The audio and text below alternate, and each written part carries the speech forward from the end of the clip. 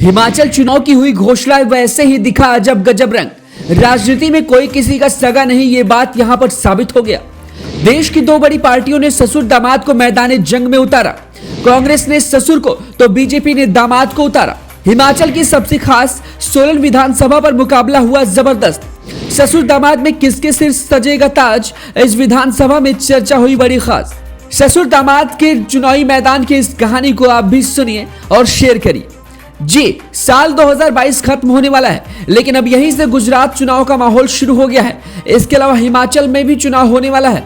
गुजरात, राजस्थान, कर्नाटक, हिमाचल और भी कई राज्यों में भी 2023 में विधानसभा चुनाव होने वाले हैं।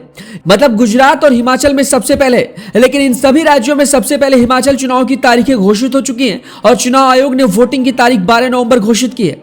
हिमाचल में चुनावी सरगर्मियां तेज हो गई हैं। टिकट बंटवारे को लेकर कांग्रेस और बीजेपी अब धीरे धीरे अपने प्रत्याशियों की घोषणा करनी शुरू कर चुकी है। प्रचार प्रसार भी भयंकर तरीके से चल रहा है।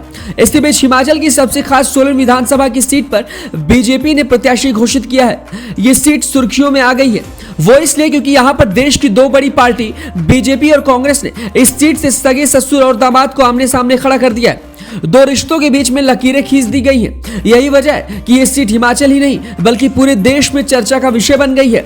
रिश्ते में ससुर दामाद चुनावी मैदान में एक दूसरे के दुश्मन बनकर आमने सामने अपनी जीत का चैलेंज दे रहे हैं।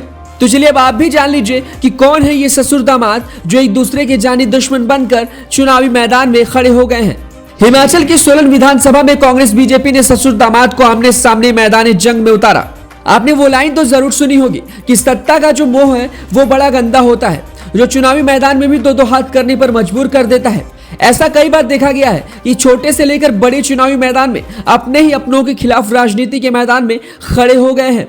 अक्सर आपने बाप बेटे, भाई भाई, बहन भाई को चुनावी मैदान में एक दूसरे के सामने देखा होगा, लेकिन यहाँ पर माजरा कुछ अलग है। हिमाचल में विधानसभा चुनाव की जैसे ही घोषित हुई वैसे ही सभी पार्टियों ने प्रत्याशियों की घोषणा करनी शुरू कर दी। बल्कि अभी तक तो सभी पार्टियों ने अपने अपनी प्रत्याशियों की घोषणा भी कर दी है। इन सब में सोलन विधानसभा से कांग्रेस ने ससुर को तो भाजपा ने दामाद को मैदान में उतारा है। हालांकि ये जोड़ी 2017 में भी एक दूसरे के सामने थी, लेकिन पिछली बार यहाँ रिश्ते की जीत हुई थी, यानी जो बड़े थे उनकी जीत हुई थी। ससुर ने दामाद को हराकर ये सीट अपने नाम की थी।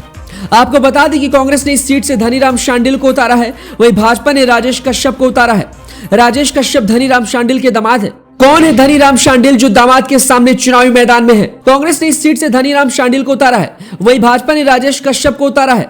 धनीराम शांडिल की बात की जाए तो वो लगातार 2 बार से कांग्रेस की टिकट से विधानसभा चुनाव लड़ चुके हैं और दोनों बार में उन्हें जीत मिली है। 2012 में पहली बार वो विधायक बने थे और उसके बाद 2017 में भी वो विधायक बने और तीसरी बार फिर से कांग्रेस की टिकट पर वो चुनावी मैदान में है।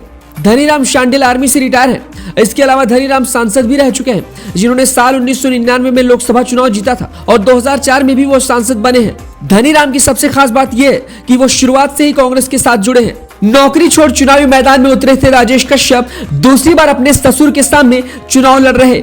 राजेश कश्यप धनीराम शांडिल के दामाद हैं। राजेश कश्यप की बात की जाए तो इनके भाई वीरेंद्र कश्यप शिमला से सांसद रह चुके हैं। राजेश कश्यप का यह दूसरा चुनाव है और पहला चुनाव 2017 में अपने ससुर के सामने हार गए थे। राजेश कश्यप की बात करें तो पेशे से वो डॉक्टर हैं, लेकिन अपनी नौकरी छोड़कर 2017 में वो चुनावी मैदान में उतरे थे।